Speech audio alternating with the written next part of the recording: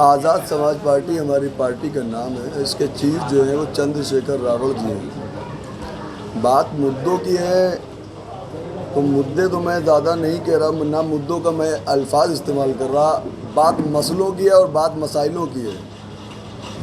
बात बहुत सारे ऐसे कामों की है और काम को हम कभी किसी मुद्दे से नहीं जोड़ते हैं। दूसरी चीज़ ये है कि तमाम ऐसे काम हैं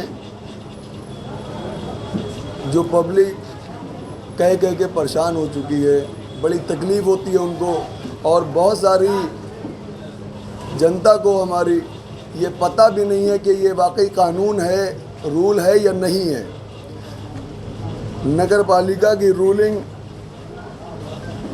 एक अलग चीज़ है और जो बोर्ड की मीटिंग किसी भी कानून को पास करती है वो एक अलग चीज़ है। ये पब्लिक नहीं जानती। सबसे पहली बात मैं ये कहना चाहता हूँ कि जो 2% बैनामे के बाद में दाखिल खारिज की फ़ीस नगर पालिका शाहबाद में पड़ती है, वो हमारी नॉलेज में, हमारे संज्ञान में ऐसा कहीं नहीं है। ना ही मैंने पढ़ा है कि ऑल ओवर यूपी या ऑल ओवर इंडिया कहीं भी दाखिल खारिज की 2% फ़ीस पड़ती हो। यहाँ नगर पालिका अध्यक्ष ने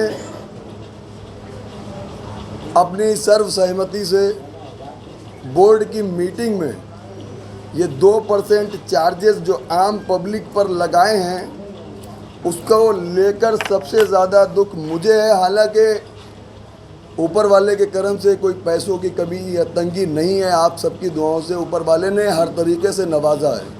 लेकिन जो बेचारी गरीब जनता है, हमारे भाई हैं, बहन हैं, या किसी घर में हमारे बहनों के भाई तक नहीं हैं, वो उस चीज़ को कहाँ से अदा करे, कहाँ से लेके आए। जैसे तैसे जोड़ के अगर उसने कोई मकान ले लिया बेचारी ने, या प्लाट ले लिया, जेवर या कोई चीज़ अपनी गिरवी रख के जैसे तैसे एक छत का उसने इंतज़ाम किया, तो अब वो 2% फ़ीस कहाँ से लेके आई ये उस बेचारी को नहीं पता, ना ही उसकी कोई सुनने वाला। उसको सिर्फ इतना पता है कि ये 2% पड़ती है। दूसरी चीज़, तमाम रास्ते ऐसे पड़े हुए हैं जो बड़े गंदे हैं, और जितने भी रोड हमारे नज़र में जो है, लगभग शाहबाद के जितनी भी रोडों का दोबारा निर्माण किया गया, जो पुराना खंजड़ा या जो पुरानी ईंटें या जो भी पहले से था पड़ा, उसी के ऊपर कंस्ट्रक्शन करना चाहिए था रोड का। कहीं भी कानून ये नहीं है कि पुराना खंजड़े की ईंटें उखेड़ के अपने घर में डलवाओ या बेचो या जो भी इस्तेमाल करो, उसके बाद में नए सिरे से उसको लगवाएं। दूसरे टाइप के, इस टाइप के घोटाले एक नहीं 1000 हैं। मैंने लिस्ट कोई तैयार नहीं करी, मैंने किसी तरीके की कोई बात लिखकर पहले से कोई प्रिपरेशन नहीं करी। और कुछ पूछना पूछिए। जनता के बीच आप घोटाले जो हुए हैं, क्या उनका खुलासा आप करेंगे? सच्चाई है कि अभी तक हमने सब सारी चीज़ें सुनी हैं, बहुत सारी चीज़ें हमने एहसास करी हैं। अगर आप लोगों ने और तमाम लोगों ने ईमानदारी के साथ मेरा साथ दिया, मैं आपसे भी कह रहा हूँ, सभी पत्रकार बंधुओं से कह रहा हूँ, और तमाम पब्लिक और तमाम शाहबाद की जनता से कह रहा हूँ, वो किसी भी धर्म से हो, किसी भी जाति से हो, मैं सबसे ये वादा करता हूँ कि अगर मेरा साथ दिया, ईमानदारी के साथ दिया, और ऊपर वाले से ये दुआ करता हूँ कि जिस तरह नीयत हमारी साफ़ सफाई की हमारे दिल में आज भरी हुई है, मैं ये सबसे पहले ऊपर से अल्लाह ताला से, भगवान से, ईश्वर से प्रार्थना करता हूँ, दुआ करता हूँ कि ये हमारी नीयत कभी भी पैसे को देख के या किसी प्रॉपर्टी को या किसी भी चीज़ को देख के हमारी गंदी ना हो। पहले मैं ये प्रार्थना करता हूँ, अल्लाह ताला से दुआ करता हूँ। दूसरी चीज़, अगर आप लोगों ने और शाहबाद की जनता ने हमको इस लायक समझा और उस कुर्सी तक बैठाया, तो मैं इस बात का दावा करता हूँ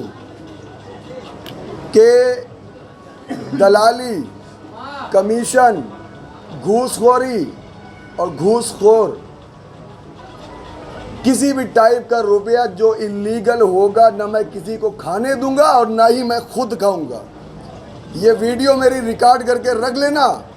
और एक बात मैं ये भी कहना चाहता हूँ कि कि जो लोग हमारे ऊपर लोग पब्लिक को भ्रमित कर रहे हैं कि मैं फला शख्स का खड़ा करा हुआ हूँ, फला शख्स का खड़ा करा हूँ, तो मैं उस हर एक मर्द के बच्चे को चैलेंज करना चाहता हूँ कि वो हमारे दादा परदादा वालिद का कोई एक रिकॉर्ड निकाल के दिखा दे कि जिसमें हमारे वालिद ने कोई दलाली कभी करी हो। इतने लोग खड़े, कोई बोल दे कभी कमीशन खाया हो, किसी टाइप के इस टाइप के फ्रॉड में कहीं भी विलुप्त हुए हो, किसी भी तरह से नाम आया हो तो हमको बताएं। 25 साल में जो विकास कार्य हुए हैं उसके बारे में क्या कहना चाहते हैं? 25 साल से विकास कार्य नहीं हुए, 25 साल से घोटाले हुए हैं, 25 साल से जो ज़मीन पे बैठने वाला इंसान था वो सोफ़ों तक पहुंच गया है और बंगले में पहुंच गया है। ये विकास हुआ। विकास उसने अपने मेहनत की दम पे नहीं किया है। जो हम जैसे लोग और ये गरीब जनता जो टैक्स भरती है उस रुपए से जो कुछ भी रुपया आया उसको सब खा गया, ना के बराबर लगाया। और पब्लिक बेचारी भोली वाली, उसको पता नहीं कि उसका रुपया कितना आता है, कितना गवर्नमेंट पे करती है। यहाँ सबको अपने पेट भरने से मतलब है। यहाँ किसी को इस बात का मतलब नहीं है कि क्या हो रहा है और क्या होना चाहिए और क्या कर रहे हैं लोग। आप युवा हैं, राजनीतिक आपने क्यों चुना? राजनीतिक चुनना हमारी मजबूरी हो गई। राजनीतिक असल में मैंने एक थॉट पढ़ा था अभी चाणक्य का। एक थॉट में वो ये लिखा हुआ था कि अगर आप राजनीति में हिस्सा नहीं ले रहे हैं तो अयोग्य व्यक्ति इन्हीं के जैसे आप पर राज करेंगे और आप पढ़े लिखे होके बिल्कुल गवारों की तरह जो है इधर उधर चलबलाते घूमेंगे, जो मैं 2014 से तड़प रहा हूँ। एक एक रुपए का काम, एक एक रुपए का काम, एक एक लाख रुपए मैंने दिए। मुझे रात रात भर टेंशन रही, मैं कितनी रातें नहीं सोया कि मुझे पता नहीं था कि 1 लाख रुपए यहाँ पे जाते हैं कि 1 रुपया जाता है। और कोई मुझसे पूछने नहीं आया। मैं यहाँ से लखनऊ तक चिल्लाता रहा। हमारे कलेजे से पूछे, चूँकि मेरे ऊपर गुजरी तो मैंने एहसास किया। गुजरी उन पे भी थी, वो भी कोई तुर्रम का, कोई भी किसी तरीके से बहुत बड़े लखपति अरबपति नहीं पैदा हुए थे, लेकिन वो भूल गए वक्त आने पर।